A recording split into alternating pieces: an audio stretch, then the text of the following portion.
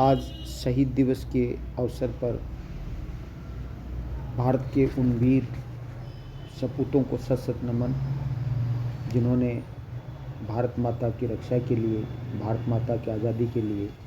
अपने प्राणों को न्यौछावर कर दिया। आज ही के दिन 23 मार्च 1931 को शहीद आज़म भगत सिंह, राजगुरु और सुखदेव को फांसी के फंदे पर लटका दिया गया। यद्यपि उनकी फांसी की तारीख 24 मार्च 1931 निर्धारित की गई थी, लेकिन गड़बड़ी के अंदेशा को देखते हुए अंग्रेज़ों ने एक दिन पूर्व ही 23 मार्च 1931 को 7:33 पर इन 3 वीर सपूतों को फांसी पर लटका दिया। इन तीनों शहीदों को सत सत नमन, जिन्होंने अल्प आयु में है, केवल 23 वर्ष की उम्र में अपने फांसी के फंदे को है वो अपनाया। जैसा कि आप जानते हैं कि भारत की आज़ादी के लिए भारतीयों ने अपने अपने ढंग से योगदान दिया। जिस समय भारत का स्वतंत्रता संग्राम चल रहा था, उस समय भारत को आज़ाद करने की कई विचारधाराएं हैं वो प्रचलित थी, जिसमें उदारवादी विचारधारा, उग्रवादी विचारधारा और क्रांतिकारी विचारधारा को प्रमुख माना जाता है। जहाँ तक क्रांतिकारी विचारधारा की हम बात करें तो क्रांतिकारी विचारधारा का उदय उस समय हुआ जब उदारवादी और उग्रवादी विचारधारा है के द्वारा भारत को आज़ाद करना का स्वप्न एक दुष्कर कार्य लग रहा था। तो ऐसी स्थिति में क्रांतिकारी विचारकों ने है, जिसकी प्रेरणा उन्हें विदेशों से भी मिल रही थी, जहां क्रांतिकारी गतिविधियों के माध्यम से विदेशों में क्रांतिकारी संगठन स्थापित हो रहे थे और वो आज़ादी के लिए प्रयास कर रहे थे और उन्हें सफलता भी मिल रही थी। भारत के क्रांतिकारियों को सबल उस समय मिला जब विदेशों में 2 घटनाएं हैं वो घटी। इन घटनाओं ने भारतीय क्रांतिकारियों का जो हौसला है उसमें बढ़ोतरी की, जिसमें आप जानते हैं कि अफ्रीका का एक छोटा सा पिछड़ा हुआ देश इथोपिया है, वो किस प्रकार 1896 में इटली जैसे शक्तिशाली देश को पराजित कर देता है। वहीं दूसरी ओर जापान जैसे छोटे से एशियाई देश है, वो रूस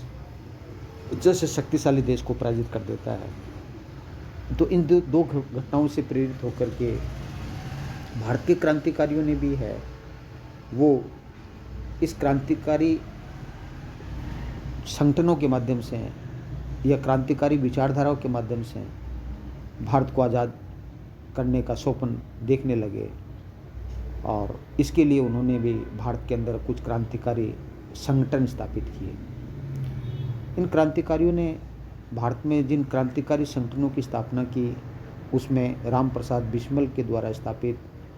हिंदुस्तान रिपब्लिकन एसोसिएशन है, उसका महत्वपूर्ण स्थान माना जाता है, जिसकी स्थापना 1924 में राम प्रसाद बिस्मिल और उनके साथियों ने 1924 में की। लेकिन इन क्रांतिकारी गतिविधियों के संचालन करने के लिए आर्थिक मदद की आवश्यकता थी, और आर्थिक सहयोग के लिए है, यद्यपि जनता सहयोग दे सकती थी, लेकिन आम जनता को ये भय था कि कहीं इन क्रांतिकारियों को सहयोग देने से उनको परेशानी ना हो, अंग्रेज उनको तंग न करें। इस कारण से आम जनता से है इन क्रांतिकारियों को है वो सहयोग नहीं मिल पा रहा था। ऐसी स्थिति में इन क्रांतिकारियों ने क्रांतिकारी गतिविधियों के संचालन करने के लिए जो एक काकोरी जो रेल घटना है उसको अंजाम दिया। और जैसा कि आप जानते हैं कि 1925 में ये जो घटना घटित हुई, उसके अंतर्गत रेल के अंदर सरकारी खजाना है वो एक स्थान से दूसरे स्थान पर है वो जा रहा था, और भारत के वीर सपूत 29 क्रांतिकारी लोगों ने इस काकोरी रेल जो घटना है उसको अंजाम दिया, लेकिन वे सभी पकड़े गए और इस काकोरी रेल घटना के अंजाम में 29 लोगों को गिरफ्तार किया गया, जिनमें 17 लोगों को 17 जो क्रांतिकारी हैं उनको एक लंबे कारावास की सज़ा दी गई, 4 क्रांतिकारियों को आजीवन कारावास की सज़ा दी गई, 4 क्रांतिकारियों को है वो काले पानी की सज़ा दी गई, जिसके अंतर्गत उन्हें अंडमान निकोबार द्वीप है वो भेजा गया, और राम प्रसाद बिस्मिल, अशफाक उल्ला खां, राजेंद्र लाहौड़ी, रोशन सिंह, इन 4 क्रांतिकारियों को है वो फांसी की सज़ा दी गई। तो जैसा कि आप जानते हैं कि भारत के अंदर जो क्रांतिकारी गतिविधियां संचालित हो रही थी, इनमें इंकलाब जिंदाबाद का नारा देने वाले भगत सिंह की एक महत्वपूर्ण भूमिका थी। उन्होंने 1926 के अंदर है वो भारत नौजवान सभा है उसकी स्थापना की और स्वयं उसके सचिव बने। भगत सिंह समाजवादी विचारधारा के व्यक्ति थे और उनका मानना था कि भारत की आज़ादी केवल अंग्रेज़ों को भारत से बाहर निकालना नहीं है, भारत की असली आज़ादी उस समय होगी जब भारत के अंदर है कोई भी गरीब नहीं रहेगा, कोई भी बेरोज़गार नहीं रहेगा, कोई भी भूख से नहीं मरेगा, और किसी के साथ भी है वो भेदभाव है वो नहीं किया जाएगा। और उनकी ये विचारधारा है वो उस समय परिलक्षित होती है जब इन्होंने चंद्रशेखर आज़ाद से मिलकर के है वो हिंदुस्तान रिपब्लिकन एसोसिएशन है उसका नाम है वो हिंदुस्तान सोशलिस्ट रिपब्लिकन एसोसिएशन रखा, अर्थात उसमें समाजवादी सब जोड़ा, जो इसकी समाजवादी सोच है वो इसमें परिलक्षित होती है। इस समय भारत के अंदर भारत का स्वतंत्रता संग्राम चल रहा था और भारत जो अंग्रेज़ हैं वो भारत के अंदर संवैधानिक सुधार के लिए है वो साइमन कमीशन है उसको भेजते हैं, लेकिन साइमन कमीशन के सभी सदस्य अंग्रेज़ थे। ऐसी स्थिति के अंदर है वो लाला लाजपत राय के नेतृत्व में लाहौर के अंदर है वो साइमन कमीशन, साइमन गोबैक के नारों के साथ उसका विरोध किया गया, लेकिन अंग्रेज़ अधिकारी स्कॉट के कहने पर है वो लाला लाजपत राय पर किस प्रकार लाठीचार्ज किया जाता है, और उस लाठीचार्ज के फलस्वरूप है लाला लाजपत राय है वो शहीद हो जाते हैं। यद्यपि लाला लाजपत राय और भगत सिंह के विचारों के अंदर अंतर था, लेकिन दोनों का मिशन एक ही था। इस घटना ने लाला लाजपत राय के शहीद होने की घटना ने है वो भगत सिंह को काफ़ी आहत किया और उन्होंने इसे लाला लाजपत राय की घटना ने देश का अपमान समझा और उन्होंने निश्चय किया कि लाला लाजपत राय की हत्या करने वाले स्कॉट से वो बदला लेंगे, और फलस्वरूप वे इस घटना को स्कॉट की हत्या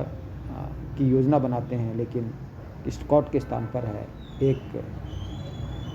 अंग्रेज़ पुलिस अफसर से वो सैंडर्स की हत्या कर देते हैं, और सैंडर्स की हत्या के पश्चात वे लाहौर से कलकत्ता अंग्रेज़ों से चिपकने के लिए कलकत्ता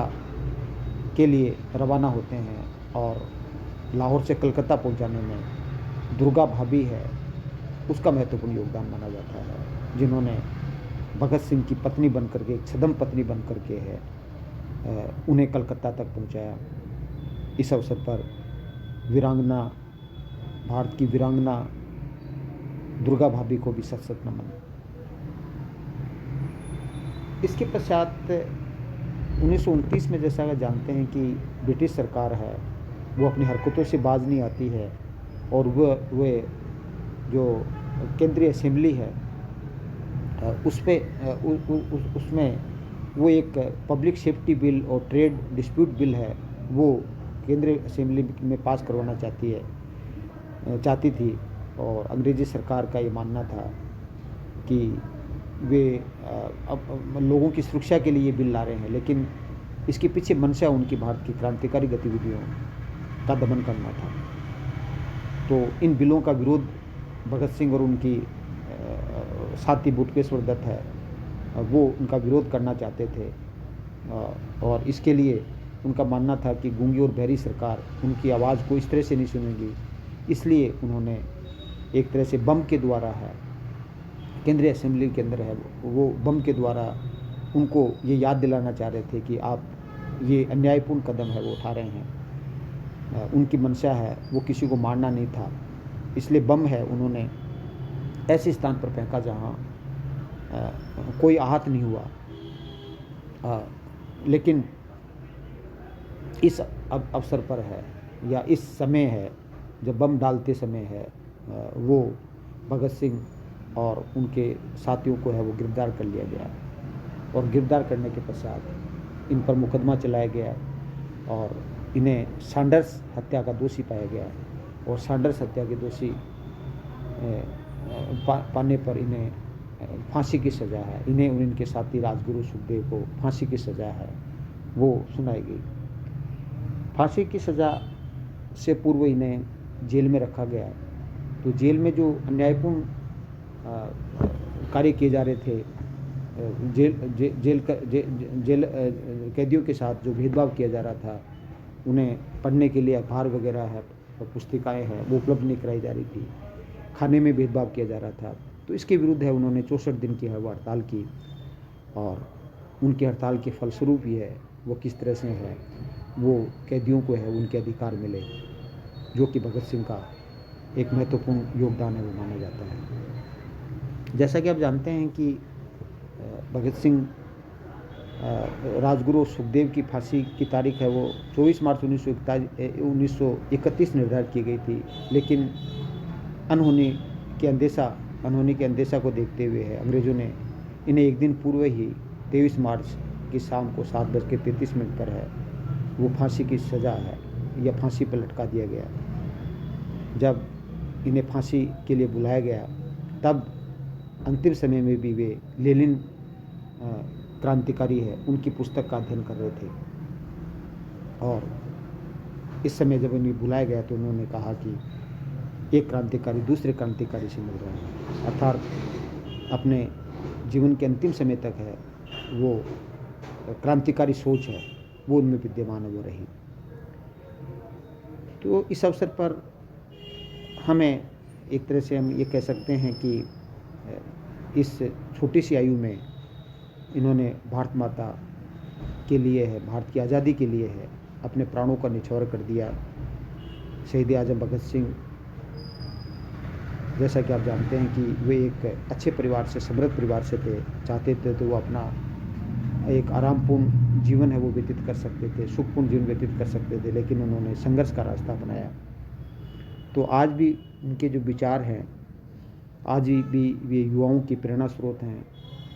और आज भी उनके विचार हैं वो प्रासंगिक हैं, उनको अपनाना चाहिए कि उन्होंने किस प्रकार मातृभूमि के लिए, देश की आज़ादी के लिए है वो उन्होंने अपने प्राणों को निछावर कर दिया और एक संघर्ष का रास्ता अपनाया। उनके विचारों का जो समाजवादी दृष्टिकोण है वो उसको आत्मसात करना हमारे लिए आवश्यक है, हमें आत्मसात करना चाहिए, और उनका देश के प्रति जो जज्बा है, देश की मातृभूमि के प्रति जो लगाव है इस छोटी अल्पायु के अंदर है, वो देश के लिए इतना कर गए जो कि एक लंबी आयु के व्यक्ति है वो भी नहीं कर सकते। तो एक बार पुनः इस शहीद दिवस के अवसर पर शहीद आज़म भगत सिंह, राजगुरु और सुखदेव को सशक्त नमन और विनम्र श्रद्धांजलि, जिन्होंने देश की रक्षा के लिए, देश की आज़ादी के लिए है वो अपने प्राणों का न्यौछावर कर दिया। Thank you. जय हिंद, जय भारत।